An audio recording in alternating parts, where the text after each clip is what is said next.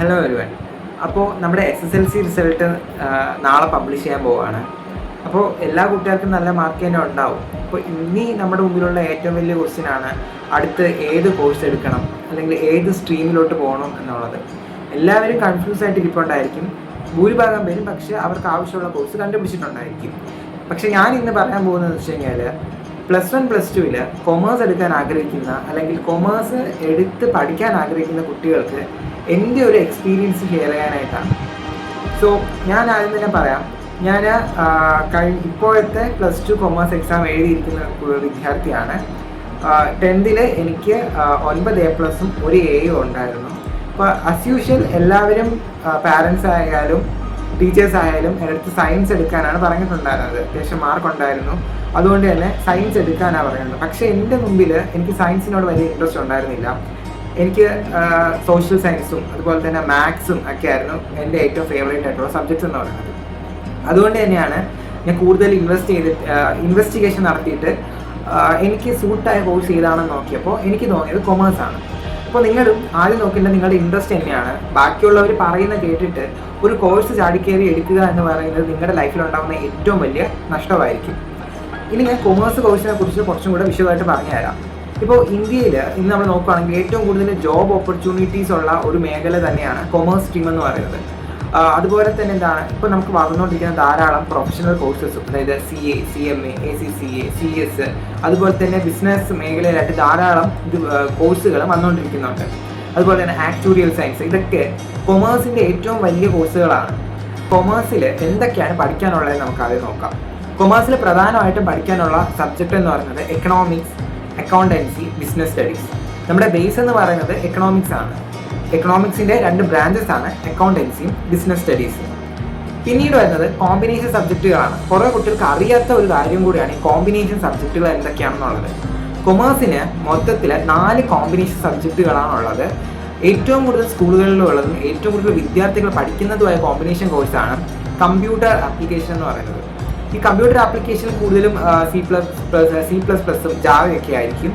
പക്ഷേ പഴയ സിലബസ് ആയിരുന്നു. പക്ഷേ ഈ വർഷം മുതൽ, അല്ലെങ്കിൽ ഇനി നിങ്ങൾ +1 കയറുന്ന തൊട്ട് നിങ്ങൾക്ക് പുതിയ സിലബസ് ആയിരിക്കും വരുന്നത്, അതായത് കമ്പ്യൂട്ടർ ആപ്ലിക്കേഷന്. അപ്പോൾ അത് നിങ്ങൾക്ക് കൂടുതൽ കൂടി യൂസ്ഫുൾ ആകും. കാരണം നിങ്ങൾ പഠിക്കാൻ പോകുന്നത് പുതിയ സിലബസ് ആയതുകൊണ്ട്. പിന്നീട് ഏറ്റവും കൂടുതൽ കുട്ടികൾ പഠിക്കുന്ന വേറൊരു കോഴ്സാണ് പൊളിറ്റിക്കൽ സയൻസ് എന്ന് പറയുന്നത്. പൊളിറ്റിക്കൽ സയൻസ് ഹ്യൂമാനിറ്റീസിൽ വരുന്നൊരു സബ്ജക്റ്റ് ആണെങ്കിൽ കൂടിയും കൊമേഴ്സിനെ സംബന്ധിച്ച് ഏറ്റവും കൂടുതൽ പ്രാധാന്യമുള്ള ഒരു സബ്ജക്റ്റാണ് പൊളിറ്റിക്കൽ സയൻസ് എന്ന് പറയുന്നത്. അതായത് ഇപ്പോൾ നമ്മൾ ബിസിനസ്സിൽ നമുക്ക് അറിയാലോ, ധാരാളം പൊളിറ്റിക്കൽ എൻവയോൺമെൻറ്റ്, പൊളിറ്റിക്കൽ എക്കണോമിക് ഒക്കെ വരുന്നുള്ളതുകൊണ്ട് തന്നെ പൊളിറ്റിക്സ് പഠിക്കുന്നതും വളരെ നല്ല ഒരു സബ്ജക്റ്റാണ്. കൊമേഴ്സിൻ്റെ അങ്ങോട്ടുള്ള പോക്കിന് നമ്മളെ പൊളിറ്റിക്സും ഹെൽപ്പ് ചെയ്യും. പിന്നീടുള്ള ഒരു കോമ്പിനേഷനാണ് മാത്സ്.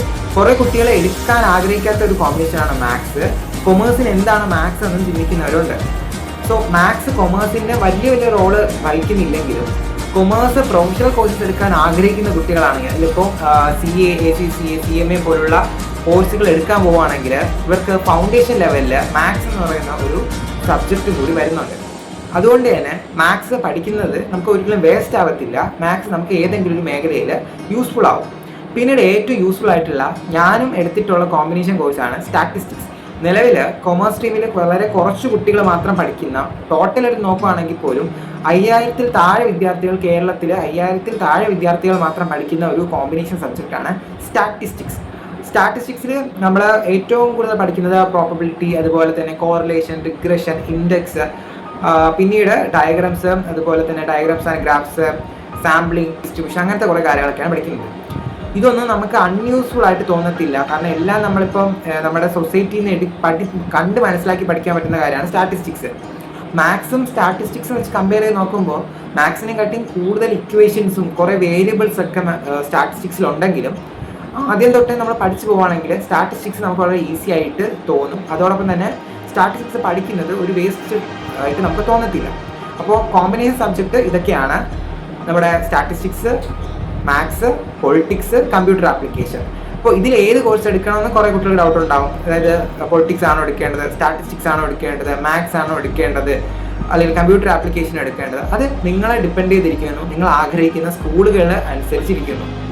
അതുപോലെ കൊമേഴ്സ് പഠിച്ച് മാത്സ് ഇനി പഠിക്കണ്ട എന്ന് വിചാരിക്കുന്ന ആൾക്ക് മാത്സ് ഉള്ള ഒരു സ്കൂളിൽ, കോമ്പിനേഷനുള്ള സ്കൂളിലാണ് എടുക്കുകയാണെങ്കിൽ നിങ്ങൾ മാത്സ് പഠിക്കേണ്ടി വരും. സയൻസുകാർ പഠിക്കുന്ന സെയിം മാത്സ് ആണ് നമ്മളും പഠിക്കുന്നത്, സയൻസുകാർ പഠിക്കുന്ന സെയിം സ്റ്റാറ്റിസ്റ്റിക്സ് തന്നെയാണ് നമ്മളും പഠിക്കുന്നത് എന്ന് ഓർക്കാം. കമ്പ്യൂട്ടർ ആപ്ലിക്കേഷനിൽ മാത്രം വ്യത്യാസമുണ്ട് എന്ന് മാത്രമേ ഉള്ളൂ. അപ്പോൾ കൊമേഴ്സിൻ്റെ സബ്ജക്റ്റിനെ കുറിച്ച് ധാരണ ഇട്ടിട്ടുണ്ടാവും. പിന്നെ നമുക്ക് നമ്മുടെ സിലബസ് എന്താണെന്ന് നോക്കാം. പ്രധാനമായിട്ട് നമുക്ക് അക്കൗണ്ടൻസി എന്താണ്, ബിസിനസ് എന്താണ്, എക്കണോമിക്സ് എന്താണ്, സ്റ്റാറ്റിസ്റ്റിക്സ് എന്താണ്, കമ്പ്യൂട്ടർ ആപ്ലിക്കേഷൻ എന്താണ് എന്നൊരു ഐഡിയയും ഇല്ല. അതുകൊണ്ട് തന്നെ ഫസ്റ്റ് ടേം, അതായത് +1 സിലബസിലെ ഫസ്റ്റത്തെ ടേം ഫുള്ള് ബേസിക് ആയിട്ടുള്ള ചാപ്റ്റേഴ്സാണ് കൂടുതലും. ഇപ്പോൾ ഇൻട്രൊഡക്ഷൻ ടു അക്കൗണ്ടൻസി, അപ്പോൾ എങ്ങനെയാണ് അക്കൗണ്ടൻസി വന്നത്, അക്കൗണ്ടൻസി എവിടെയൊക്കെ യൂസ് ചെയ്യുന്നു, അങ്ങനത്തെ കാര്യങ്ങളൊക്കെയാണ് ആദ്യത്തെ ടേം, അതായത് ഫസ്റ്റ് ടേമിലുള്ളത്. അതുപോലെ തന്നെയാണ് എക്കണോമിക്സും. നമുക്ക് എക്കണോമിക്സിലും ഉള്ളത് ബിസിനസ് സ്റ്റഡീസും അതുപോലെ തന്നെയാണ്, സ്റ്റാറ്റിസ്റ്റിക്സും അതുപോലെ തന്നെയാണ്, കമ്പ്യൂട്ടർ ആപ്ലിക്കേഷൻ അതുപോലെ തന്നെയാണ്, പൊളിറ്റിക്സും അതുപോലെ തന്നെയാണ്. മാത്സിൽ മാത്രം കുറച്ച് വ്യത്യാസം വരുന്നേ ഉള്ളൂ. പിന്നീട് നമുക്ക് എക്കണോമിക്സിൽ 2 ടെസ്റ്റ് വരുന്നുണ്ട്. ഒന്നെന്ന് പറയുന്നത് ഫസ്റ്റ് ഇയറിൽ ഇന്ത്യൻ എക്കണോമിക് ഡെവലപ്മെൻറ്റും അതുപോലെ തന്നെ സ്റ്റാറ്റിസ്റ്റിക്സ് ഫോർ എക്കണോമിക്സും ഉണ്ട്.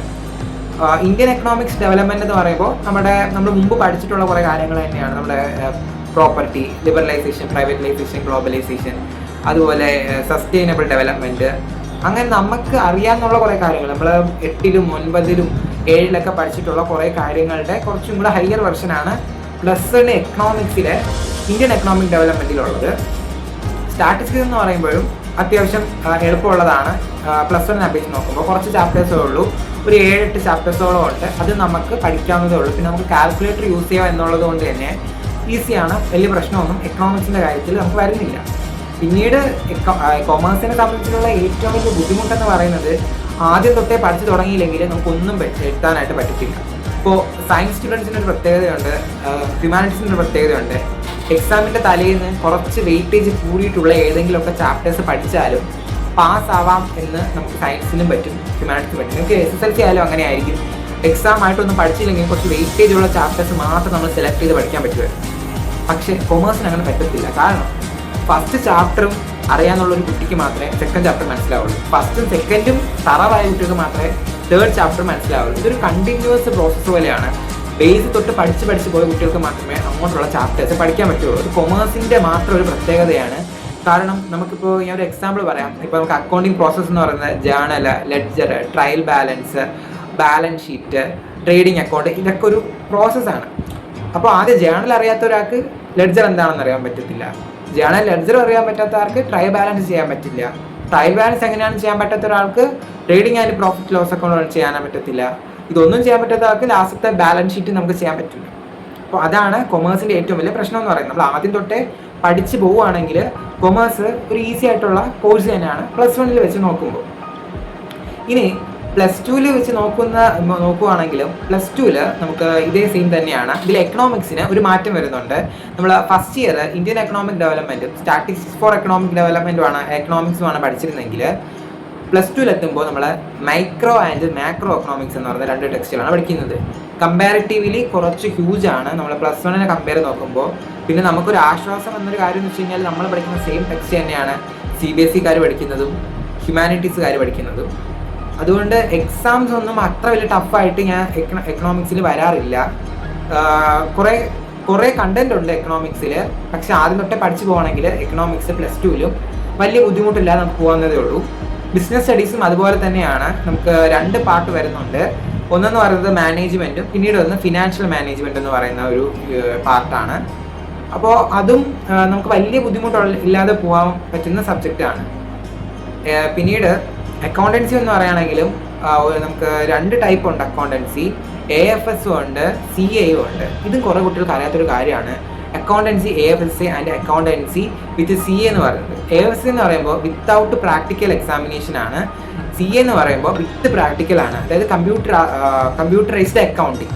ഞാൻ കൂടുതൽ കുട്ടികളും പഠിക്കുന്നത് കമ്പ്യൂട്ടറൈസ്ഡ് അക്കൗണ്ടിങ് ആണ്. അതിന് 60 മാർക്കാണ് പരീക്ഷ വരുന്നത്. പ്രാക്ടിക്കൽ 40 മാർക്കിനാണ് വരുന്നത്. പ്രാക്ടിക്കലിനെ കുറിച്ചിട്ട് ഡീറ്റെയിൽ ആയിട്ടൊരു വീഡിയോ ഞാൻ പിന്നീട് ചെയ്യാം. അപ്പോൾ നമുക്ക് പ്രധാനമായിട്ടും പ്രാക്ടിക്കൽ ഉള്ള സബ്ജക്റ്റ് എന്ന് പറയുന്നത് കൊമേഴ്സിൽ അക്കൗണ്ടൻസി, സ്റ്റാറ്റിസ്റ്റിക്സ്, മാത്സ്, ഈ 3 സബ്ജക്റ്റിന് മാത്രമേ പ്രാക്ടിക്കൽ ഉള്ളൂ.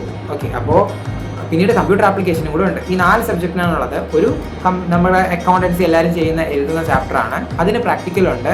പിന്നീട് combination maths, computer application, statistics, ഇതിൽ ഏതെങ്കിലും എടുത്ത കുട്ടിക്കാണെങ്കിൽ അതും കൂടെ ഉണ്ടാവും. പ്രാക്ടിക്കൽ 40 മാർക്കിനാണ്. ഈ വർഷം മുതൽ പുതിയ പ്രാക്ടിക്കൽ മാനുവലൊക്കെ ലാബ് മാനുവലൊക്കെയാണ് വരുന്നത്. അതുകൊണ്ട് കുറച്ചും കൂടി നിങ്ങൾക്ക് യൂസ്ഫുൾ ആയിരിക്കും. നമ്മൾ പഠിച്ചപ്പോൾ കുറേ ആവശ്യമില്ലാത്ത കുറേ കാര്യങ്ങളൊക്കെ പഠിച്ചായിരുന്നു. കാരണം ഇപ്പോൾ നമുക്ക് ഒക്കെ വന്നപ്പം എല്ലാ കാര്യങ്ങളും വളരെ സിമ്പിളായിട്ട് ചെയ്യാൻ പറ്റുമ്പോൾ നമ്മൾ പിന്നെയും പഴയ മെത്തേഡാണ് പഠിച്ചുകൊണ്ടിരുന്നത്. അപ്പോൾ അതൊക്കെ മാറ്റി ഇപ്പോഴത്തെ സിലബസ് നിങ്ങൾക്ക് കുറച്ചും കൂടി യൂസ്ഫുൾ ആകുമെന്ന് തോന്നുന്നു. അപ്പോൾ കൊമേഴ്സിനെ കുറിച്ചിട്ടുള്ള കാര്യങ്ങൾ ഇതൊക്കെയാണ് റിയാലിറ്റി എന്ന് പറയുന്നത്. അപ്പോൾ കൊമേഴ്സിൻ്റെ സബ്ജക്റ്റുകൾ എങ്ങനെയാണ്, കൊമേഴ്സിൻ്റെ സ്ട്രക്ചർ ഇങ്ങനെയാണ് പോകുന്നത്, അതുപോലെ എക്സാം പാറ്റേണും ഇങ്ങനെയാണ്. കൊമേഴ്സ് ആദ്യം തൊട്ടേ പഠിച്ചു പോവുകയാണെങ്കിൽ നിങ്ങൾക്ക് വളരെ ഈസി ആയിട്ട് തോന്നും. അതുപോലെ ആദ്യം ഉഴപ്പുവാണെങ്കിൽ നിങ്ങൾക്ക് ഇപ്പോൾ ഈവൻ നിങ്ങൾ എപ്പോഴെങ്കിലും ഒരു ബാക്ക്ലോഗ് കൊമേഴ്സിൽ വരുത്തുകയാണെങ്കിൽ നിങ്ങൾക്കത് കവർ ചെയ്യാൻ ഭയങ്കര പാടായിരിക്കും. കാരണം ആദ്യം തൊട്ട് ഒരു ഒഴുക്കിന് നമ്മൾ പോയാൽ മാത്രമേ കൊമേഴ്സ് നമുക്ക് ഈസി ആയിട്ട് ഫീൽ ചെയ്യുള്ളൂ. അതുപോലെ അക്കൗണ്ടൻസി, ബിസിനസ് സ്റ്റഡീസ്, എക്കണോമിക്സ് എന്നൊക്കെ പറയുന്നത് കുറേ പഠിക്കാനുള്ളതായിട്ട് നമുക്ക് തോന്നും. കാരണം ഇഷ്ടം പോലെ നമുക്ക് പഠിക്കാനുണ്ടായിരിക്കും. അതിൽ നിന്ന് സെലക്ട് ചെയ്ത് പഠിക്കാൻ നമുക്ക് കുറച്ച് ബുദ്ധിമുട്ടായിരിക്കും. ഇതൊക്കെയാണ് കുറച്ചെന്ന് പറയുന്നത്. പക്ഷേ നല്ല ടീച്ചേഴ്സിൻ്റെ അടുത്ത് നല്ല പോലെ നമ്മൾ ആദ്യം പഠിച്ചു പോവുകയാണെങ്കിൽ കൊമേഴ്സ് വലിയ ബുദ്ധിമുട്ടില്ലാതെ പോകാനായിട്ട് പറ്റും. ഇനി കൊമേഴ്സ് പഠിച്ചിട്ടുള്ള സാധ്യതകളാണ്. എന്നെ കൊണ്ട് കൊമേഴ്സ് പറ്റുമോ, ആരൊക്കെ കൊമേഴ്സ് എടുക്കണം എന്നുള്ളതാണ്. പ്രധാനമായിട്ടും നിങ്ങൾക്ക് maths, social science, business, economics ഫീൽഡൊക്കെയാണ് ഭയങ്കര ഇഷ്ടമെങ്കിൽ നിങ്ങൾക്ക് കൊമേഴ്സ് എടുക്കാം. അല്ലാതെ എനിക്ക് ഫിസിക്സ്, കെമിസ്ട്രി ഇഷ്ടമില്ല അതുകൊണ്ട് ഞാൻ കൊമേഴ്സ് എടുക്കാം എന്ന് വിചാരിച്ച് നിങ്ങൾ വരേണ്ടതില്ല. കാരണം സയൻസ് ഇഷ്ടമുള്ള കുട്ടിക്ക് സയൻസിന് മാർക്ക് കുറവാണെങ്കിലും അവർ +1 +2 സയൻസ് പോകുന്നതായിരിക്കും നല്ലത്. കാരണം നമുക്കിപ്പോൾ +1 +2 സയൻസ് പഠിച്ചു കഴിഞ്ഞാൽ ഏത് മേഖലയിലോട്ട് വേണമെങ്കിലും പോകാൻ പറ്റും. പക്ഷേ കൊമേഴ്സ് പഠിച്ചിറങ്ങിയ ഒരു കുട്ടിക്ക് +1 +2 പഠിച്ചിറങ്ങുമ്പോഴാണ് അവനൊരു ആഗ്രഹം വരുന്നത്, എനിക്ക് നഴ്സിങ്ങിന് പോകണമെന്ന് തോന്നിക്കഴിഞ്ഞാൽ നമുക്കൊരിക്കലും പോകാൻ പറ്റില്ല. അതുകൊണ്ട് കൊമേഴ്സ് എടുക്കുന്ന മുമ്പേ നമുക്കൊരു കൃത്യമായ ഒരു ഡയറക്ഷൻ ഉണ്ടാവണം, നമ്മൾ എവിടെയാണ് കൊമേഴ്സ് എടുത്തിട്ട് പോകാൻ പോകുന്നത്. ഇപ്പോൾ ഡിഗ്രി കോഴ്സ് ആണെങ്കിൽ അങ്ങനെ, പ്രൊഫഷണൽ കോഴ്സ് ആണെങ്കിൽ അങ്ങനെ. അപ്പോൾ ആ ഒരു ധാരണ നിങ്ങൾ ഉണ്ടാക്കിയിട്ട് വേണം കൊമേഴ്സ് എടുക്കാനായിട്ട് പാടുള്ളൂ. പിന്നീട് എനിക്ക് മാർക്ക് കുറവാണ് അതുകൊണ്ട് ഞാൻ കൊമേഴ്സ് എടുക്കുന്നു എന്ന് നിങ്ങൾ ആരും വിളിച്ച് വരരുത്. കാരണം കൊമേഴ്സും നന്നായിട്ട് പഠിക്കാനുണ്ട്. അത്യാവശ്യം ബുദ്ധിമുട്ടുള്ളൊരു സബ്ജക്റ്റാണ് കൊമേഴ്സും. അതുപോലെ തന്നെ ഹ്യൂമാനിറ്റീസും ധാരാളം പഠിക്കാനുണ്ട്. നിങ്ങൾക്ക് പഠിക്കാൻ പറ്റും. നിങ്ങൾക്ക് പഠിക്കാനായിട്ടുള്ള 100% വില്ലിങ്നെസ് ഉണ്ടെങ്കിൽ നിങ്ങൾക്ക് ഏത് കോഴ്സ് വേണോ എടുക്കാനായിട്ട് പറ്റും. നിങ്ങൾ ഫസ്റ്റ് നോക്കുക നിങ്ങളുടെ ഇൻട്രസ്റ്റ് മാത്രമാണ്. അപ്പോൾ നിങ്ങൾക്ക് ഏതാണോ താല്പര്യം അതെടുക്കാനായിട്ട് ശ്രമിക്കുക. അതുപോലെ തന്നെ കോഴ്സിൻ്റെ സ്ട്രക്ചർ എങ്ങനെയാണെന്ന് നോക്കുക, നിങ്ങൾ എടുക്കാൻ പോകുന്ന സ്കൂൾ എങ്ങനെയാണെന്ന് നോക്കുക. ഇപ്പോൾ കൊമേഴ്സ് എടുക്കുന്നവർ ഇത്രയൊക്കെയാണ് പ്രധാനമായിട്ട് ശ്രദ്ധിക്കേണ്ട കാര്യങ്ങൾ. ഇനി കൊമേഴ്സ് പഠിച്ച എൻ്റെ ഒരു അനുഭവം ഞാൻ പറയുവാണെങ്കിൽ, എന്നെ പഠിപ്പിച്ച ടീച്ചേഴ്സ് ആയിക്കോട്ടെ, ഞാൻ ഇപ്പോൾ പഠിച്ചുകൊണ്ടിരിക്കുന്ന സ്കൂളിലാണെങ്കിൽ കൂടിയും ആദ്യം ഞാൻ അഡ്മിഷൻ ചെന്ന സമയത്ത് എനിക്ക് സയൻസാണ് അവർ കൂടുതൽ പറഞ്ഞത്. സയൻസിൽ സീറ്റുണ്ട്, സയൻസ് നോക്കുന്നുണ്ടോ എന്നാണ് ചോദിച്ചത്. പക്ഷേ എനിക്ക് സയൻസ് വലിയ ഇൻട്രസ്റ്റ് ഉണ്ടായിരുന്നില്ല. എനിക്ക് കൊമേഴ്സ് തന്നെയായിരുന്നു 10th തൊട്ടേ ഇൻട്രസ്റ്റ് ആയിട്ടുള്ളൊരു മേഖല. അങ്ങനെ ഞാൻ കൊമേഴ്സ് എടുത്തു. അത്യാവശ്യം നല്ല ഫാക്കൽറ്റി ഒക്കെ ഉള്ളൊരു സ്കൂളിലാണ് ഞാൻ പോയതും. ആദ്യം തൊട്ടേ നന്നായിട്ട് പഠിക്കാനും പറ്റി. ട്യൂഷനൊന്നും പോയിട്ടുണ്ടായിരുന്നില്ല. പിന്നീട് എല്ലാ സബ്ജക്റ്റും സ്കൂളിൽ നന്നായിട്ട് പഠിപ്പിച്ചു തരുന്നുള്ളതുകൊണ്ട് അന്നന്ന് പഠിച്ചു പോയില്ലെങ്കിലും ക്ലാസ്സിൽ ശ്രദ്ധിച്ചിരിക്കുന്നുള്ളതുകൊണ്ട് തന്നെ നമുക്ക് എക്സാമിൻ്റെ സമയത്ത് അത്യാവശ്യം ബുദ്ധിമുട്ടില്ലാതെ എഴുതാൻ പറ്റുമായിരുന്നു. അപ്പോൾ അതാണ് എൻ്റെ ഒരു എക്സ്പീരിയൻസ് എന്ന് പറയുന്നത്. പിന്നീട് ഈ കഴിഞ്ഞ ഒരു 2 വർഷമായിട്ട് കൊമേഴ്സിൻ്റെ പേപ്പേഴ്സൊക്കെ കുറച്ചും കൂടി ഡിഫിക്കൽട്ടായിട്ട് ക്വസ്റ്റ്യൻസ് വരുന്നതായിട്ട് കണ്ടിട്ടുണ്ട്. ഇപ്പോൾ കൊമേഴ്സിൻ്റെ മാത്രമല്ല, എല്ലാ മേഖലയിൽ നിന്ന് ഇപ്പോൾ നമുക്ക് മാത്സ് നോക്കിയാൽ തന്നെ, സയൻസുകാരുടെ മാത്സ് നോക്കിയാൽ തന്നെ ഭയങ്കര ബുദ്ധിമുട്ടായിരുന്നു +2ൻ്റെ എക്സാം. അതുപോലെ നമുക്ക് എല്ലാ എക്സാംസും ഭയങ്കര ടഫാക്കി വരുന്നുണ്ട്. നിങ്ങൾക്ക് 10th എഴുതിയ കുട്ടികൾക്ക് മനസ്സിലാവും നല്ല ടഫായിരുന്നു നിങ്ങളുടെ എക്സാമുകളെന്ന് പറയുന്നത്. അപ്പോൾ ഇതുപോലെ വലിയ ഈസി ആയിട്ടില്ല നമുക്ക് എക്സാംസ് എന്ന് പറയുന്നത്. നല്ല കൺസെപ്റ്റ് ഉണ്ടെങ്കിൽ നമുക്ക് മാർക്ക് വാങ്ങി പോവാം. എനിക്ക് +1 എനിക്ക് 94% ഉണ്ടായിരുന്നു. എനിക്ക് ലാംഗ്വേജിനാണ് മാർക്ക് പോയത്. ബാക്കി സബ്ജക്റ്റിനൊക്കെ അത്യാവശ്യം മാർക്ക് ഉണ്ടായിരുന്നു. അപ്പോൾ പഠിക്കാനായിട്ട് കൊമേഴ്സ് ഭയങ്കര പാടാണ്, ഭയങ്കര ഈസിയാണ് എന്ന ധാരണയിൽ നിങ്ങൾ വരേണ്ടതില്ല. ആദ്യം തൊട്ടേ പഠിച്ചു പോകണമെങ്കിൽ കൊമേഴ്സ് എന്നല്ല സയൻസ് ആയാലും വളരെ ഈസിയാണ്. ഇടയ്ക്കൊന്ന് നമ്മൾ പഠിക്കാൻ വേണ്ടി രണ്ടും പാടാണ്. അപ്പോൾ എല്ലാത്തിനും അതിൻ്റേതായ ബുദ്ധിമുട്ടുകളുണ്ട് എന്നുള്ളത് നിങ്ങൾ ഫസ്റ്റ് റിയലൈസ് ചെയ്യുക. പിന്നീട് ഫസ്റ്റ് നോക്കേണ്ടത് നിങ്ങളുടെ ഇൻട്രസ്റ്റ് ആണ്. ഇനി +1 +2 ഞാൻ അവൻ്റെ ഇഷ്ടത്തിന് കൊമേഴ്സ് പഠിച്ചിറങ്ങി, അത് കഴിഞ്ഞിട്ട് എനിക്കിനി നീറ്റ് എഴുതണം അല്ലെങ്കിൽ എനിക്കിനി നേഴ്സിങ്ങിന് പോകണമെന്നൊക്കെയാണ് നിങ്ങൾ ആഗ്രഹമെങ്കിൽ കൊമേഴ്സ് പഠിച്ചൊക്കെ നടക്കത്തില്ല. അപ്പോൾ ഒരു ലക്ഷ്യം ഇതുവരെ കണ്ടുപിടിച്ചിട്ടില്ല, എന്ത് ചെയ്യണമെന്നറിയില്ല, അങ്ങനെയുള്ളവരാണെങ്കിൽ നിങ്ങൾ എനിക്ക് തോന്നുന്നു സയൻസ് എടുക്കുന്നതായിരിക്കും ബെറ്റർ. കാരണം നിങ്ങൾക്ക് സയൻസ് എടുത്തവർക്കാണെങ്കിൽ ഏതൊരു മേഖലയിലോട്ടാണെങ്കിൽ പിന്നീട് പോവാം. പഠിക്കാനും സയൻസ് ബുദ്ധിമുട്ടാണെന്ന് നമുക്ക് എല്ലാവർക്കും അറിയാം, കാരണം കൂടുതൽ പഠിക്കാനുണ്ട്, ലാഭമൊക്കെ ഉണ്ട്. പക്ഷേ നിങ്ങൾക്ക് പഠിക്കാനായിട്ട് പറ്റും, കാരണം പഠിക്കുന്നുണ്ടെങ്കിൽ സയൻസ് നല്ലൊരു കോഴ്സാണ്. അപ്പോൾ ഇതൊക്കെയാണ് പ്രത്യേകിച്ച് ശ്രദ്ധിക്കേണ്ടത്. ഇത് നിങ്ങൾക്ക് എന്തെങ്കിലും സംശയങ്ങളുണ്ടെങ്കിൽ നിങ്ങൾ കമൻറ്റ് ചെയ്താൽ മതി, ഞാൻ ഇതിൻ്റെ വീഡിയോ ആയിട്ട് ചെയ്യുന്നതായിരിക്കും.